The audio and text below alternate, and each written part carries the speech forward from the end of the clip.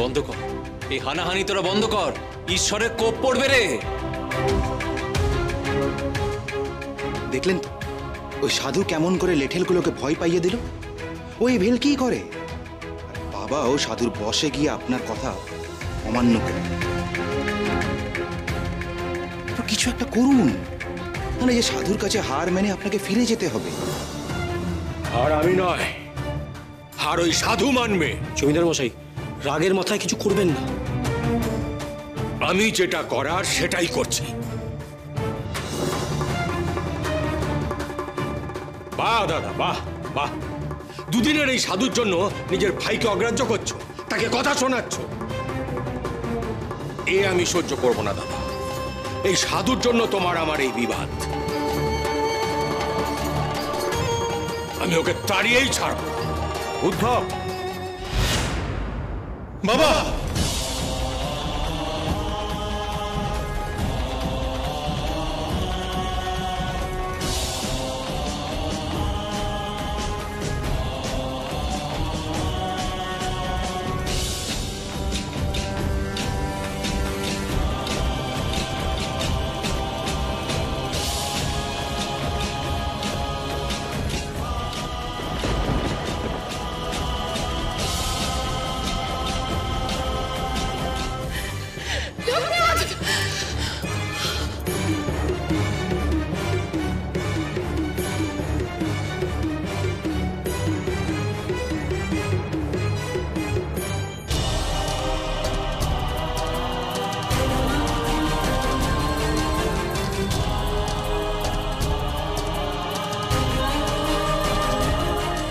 তুই কি করলি?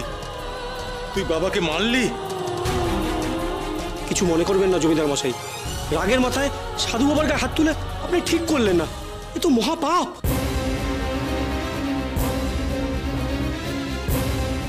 এই তুমি কালীর সাধক ঠাকুরপো, তুমি মায়ের পরম ভক্তকে আঘাত করলে। মা কালী তোমায় ক্ষমা করবেন না।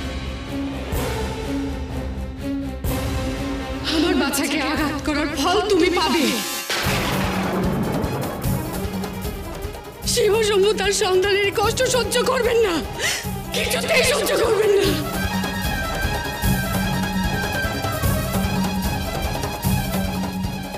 বাবা, বাবা আমার সাথে বাড়ি চলো। এই আঘাতে যে বড় ক্ষত সৃষ্টি হয়েছে, এখানে ওষুধ না দিলে রক্ত বন্ধ হবে না। চলো। ওষুধ দিলে না হয় এই ক্ষত সারবে ঘুমা, কিন্তু মনের ক্ষত? ভাইয়ে ভাইয়ে হিংসে হানাহানি দেখে মনে যে বড় আঘাত পেলাম ঘুমা, তার চিকিৎসা কে করবে? ওরে শোন, জমি নিয়ে তোরা এত কোন্দল করিস না।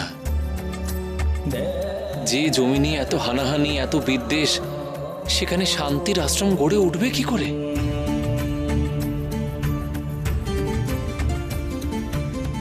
না বাবা, আপনি এমন কথা বলবেন না। আপনার আশ্রম এই বারোদিতেই হবে। সে মহেশ্বর চাইলে হবে, না হলে হবে না। চলো গোমা, চলো।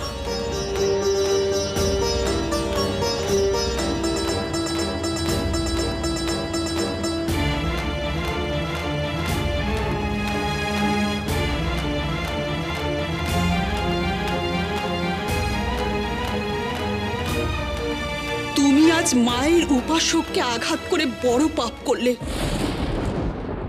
মা তোমাকে ক্ষমা করবেন না, এর শাস্তি তুমি পাবেই।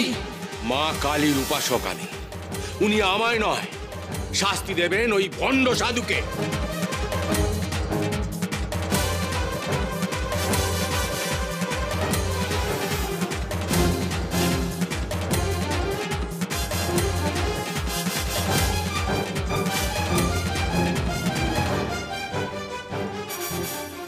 দাসেশ্বরী, এখন এই জমিতে বাবার আশ্রম কিভাবে হবে? ঈশ্বর মাথার উপরে আছে। বাবাকে আঘাত করে আজ পর্যন্ত কেউ পার পায়নি, না গুরুদেব না ভৈরবী। ঠাকুরপোও পার পাবে না। ও একদিন ওর ভুল ঠিক বুঝতে পারবে।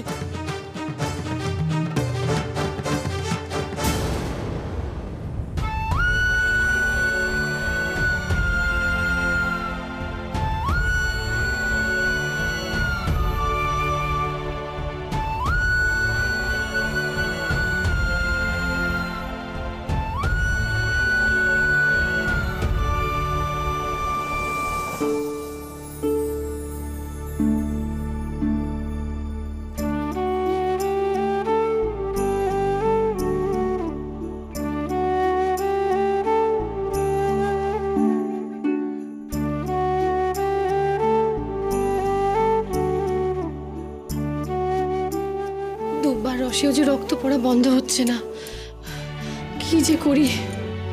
এত চিন্তা করছো কিসের জন্য? চিন্তা করব না, কখন থেকে এটা ওটা লাগিয়েই চলেছে, রক্ত পড়া তো বন্ধই হচ্ছে না। কি করে সারবে এই ক্ষত? এই ক্ষত যার সারাবার কাজ সেই সারিয়ে দেবে মা।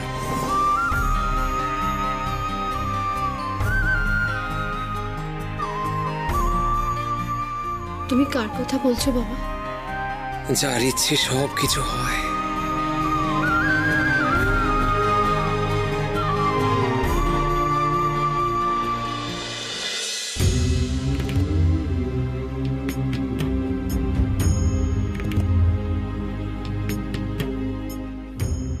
বাড়িতে কেউ আছো গো?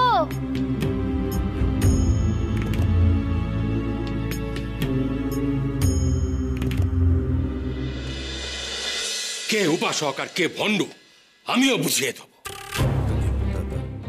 এত বড় কথা! কি হলো, এত চেঁচামেচি করছেন কেন? এতদিন ধরে আমি মা কালীর পুজো করে আসছি, আর আমার দাদা সে কিনা আমার সাথে ওই ভণ্ড সাধুর তুলনা করছে। আজ প্রমাণ হবে, আজ প্রমাণ হবে কে মা কালীর আসল উপাসক, আমি না ওই ভণ্ড সাধু।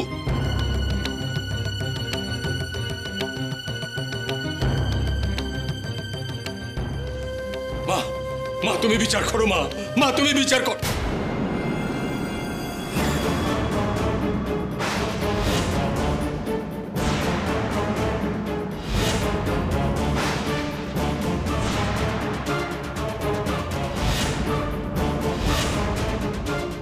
এ কি, মায়ের মূর্তি কোথায় গেল?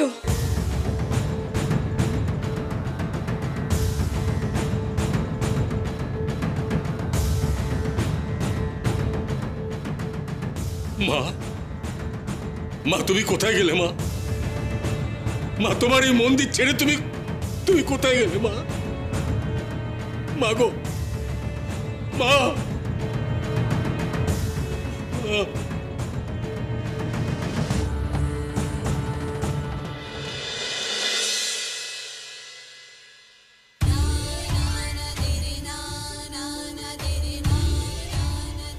তোমার কথা আমি বুঝতে পারছি না বাবা, তবে ক্ষতের রক্ত এক্ষুনি বন্ধ করতে হবে। দাঁড়াও, আমি মধুদাকে ডেকে আনি। লোকনাথ ঠাকুর,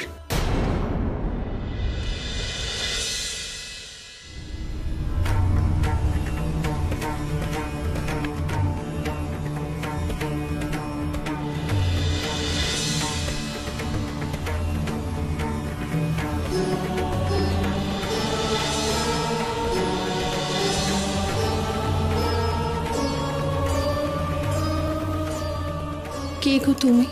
কোবরেজের বউ আমি। লোকনাথ ঠাকুরের চিকিৎসা করার জন্য সে তো আমাকে পাঠালো।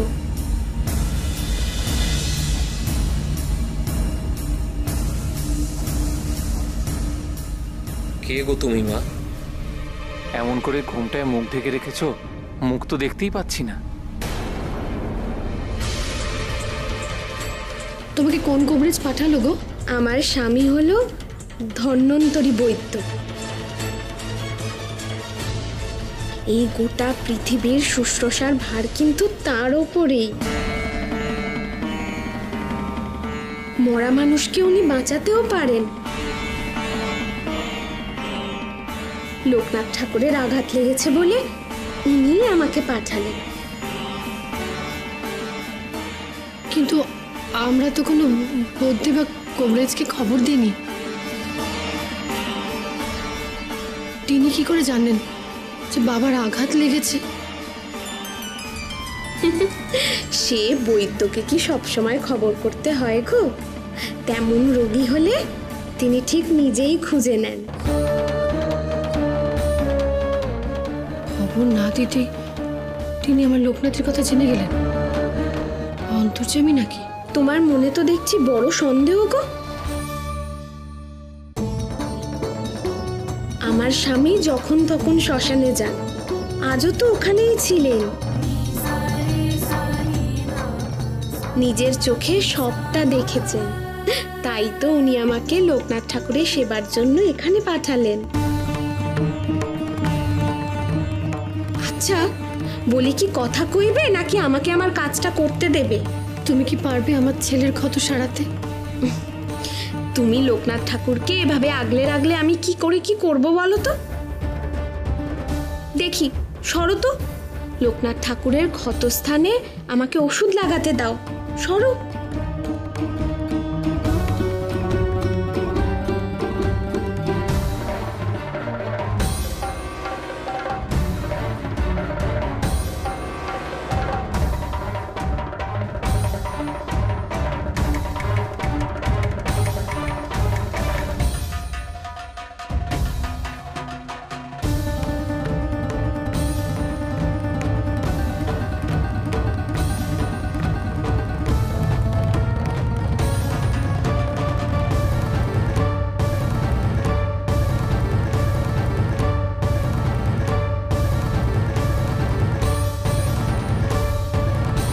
এখানে দাঁড়িয়ে না থেকে যাও তো, লোকনাথ ঠাকুরের জন্য একটু দুধ নিয়ে এসো। অনেকটা রক্তক্ষয় হয়েছে তো, দুধ খেলে শরীরে বল পাবে। জানি না শুনি না এমন একজনের কাছে লোকনাথকে রেখে যাওয়া কি ঠিক হবে? যাও গো যাও, এত চিন্তা করো না। আমি তোমাদের চেনা লোক, তোমাদের আপনজন।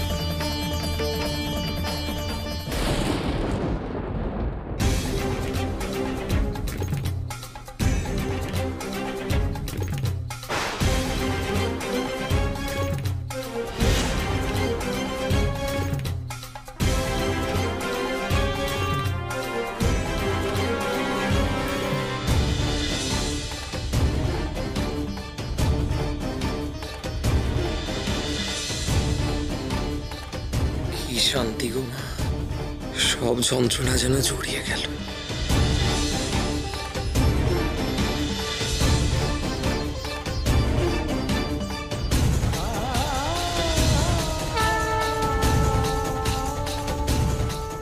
মা আমি তো সজ্ঞানে তোমার পুজোর কোনো অনাচার কোনোদিনও করিনি মা। তাহলে কেন তুমি আমায় ছেড়ে চলে গেলে? কেন চলে গেলে মা? মাগো কেন তুমি আমায় ছেড়ে চলে গেলে মা? শান্ত হন আপনি। এরকম করলে যে আপনি অসুস্থ হয়ে পড়বেন। আমি কি করে শান্ত হব বলো তো? মা আমার মন্দির ছেড়ে চলে গেছে। আমি পাপ করেছি, পাপ করেছি। কি পাপ করেছি আমি? কি পাপ করেছি আমি? কি তুমি কালীর সাধক ঠাকুর, তুমি মায়ের পরম ভক্তকে আঘাত করলে। মা কালী তোমায় ক্ষমা করবেন না। আমার বাচ্চাকে আঘাত করার ফল তুমি পাবে। শিব শম্ভু তার সন্তানের কষ্ট সহ্য করবেন না, কিছুতেই সহ্য করবেন না। তবে কি আমাকে পাপের শাস্তি দিল মা? তাই মা আমাকে ছেড়ে চলে গেল? না না, মাকে ফিরিয়ে আনতে আমাকে প্রায়শ্চিত্ত করতেই হবে, করতেই হবে আমাকে। কি হলো? কি হলো আপনার? আপনার তো মনে হচ্ছে শরীরটা খারাপ হচ্ছে। আপনি এখানে বসুন, আমি বৈদ্য ডেকে আনছি। না, বৈদ্য আমাকে ভালো করতে পারবে না। আমি তো পাপের শাস্তি পাচ্ছি, আমাকে প্রায়শ্চিত্ত করতে হবে। তুই আমাকে বারোদে নিয়ে চল, আমার দাদার কাছে আমাকে নিয়ে চল। আপনি বসুন, আসুন, বসুন, একটু শান্ত হয়ে বসুন। আমার দাদা, আমি পাল্টি ব্যবস্থা করছি।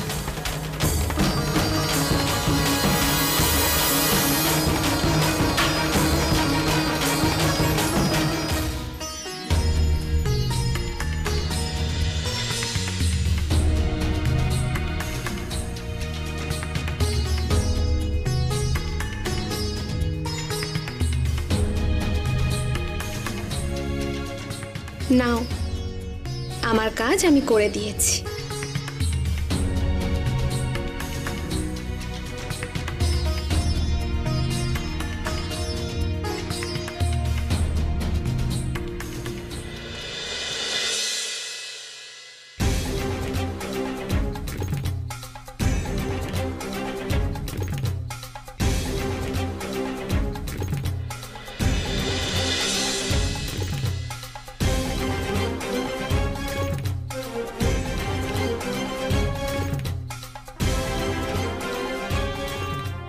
তুমি কে গো মা?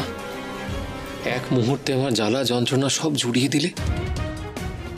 সত্যি করে বলো দেখি, কে তুমি? বললুম যে কোবরেজের বউ। তোমার জ্বালা যন্ত্রণা যখন জুড়িয়েছে, তাহলে এখন আমি যাই।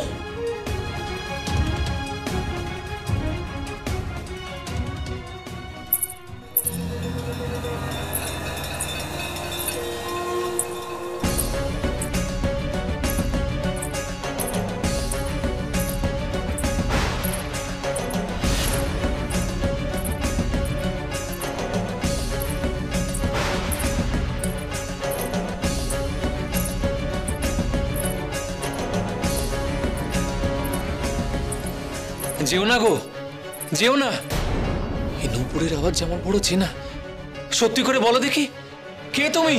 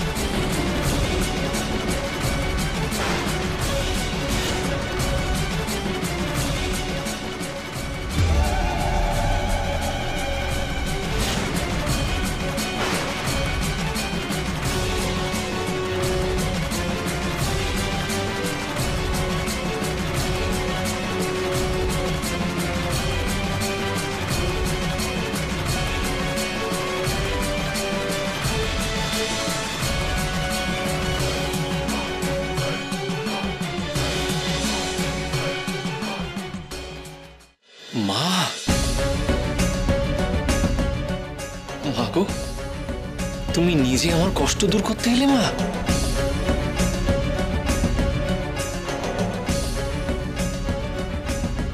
আমায় নিজের হাতে সারিয়ে তুললে, আর আমি নিজেই কিনা তোমায় চিনে উঠতে পারলাম না।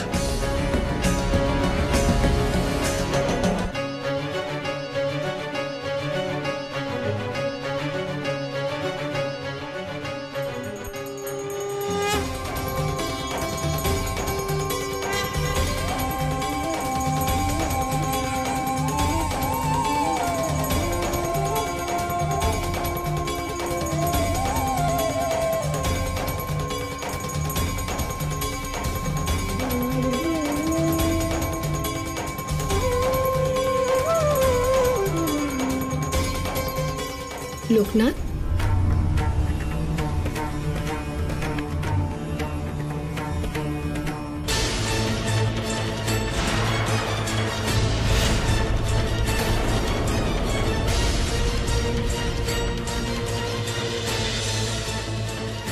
মা, মা চলে গেলেন? হ্যাঁ, কিন্তু তুমি কবরেজের বউকে ওরম আপনি আগে করছো কেন? আর প্রণামই বা করলে কেন? প্রণাম করব না? উনি তো জগতের মা। তোমার কি হলো বাবা? কবরেজের বউকে জগতের মা বলছো কেন?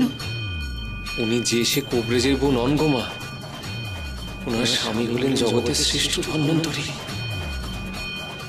স্বয়ং মহেশ্বর।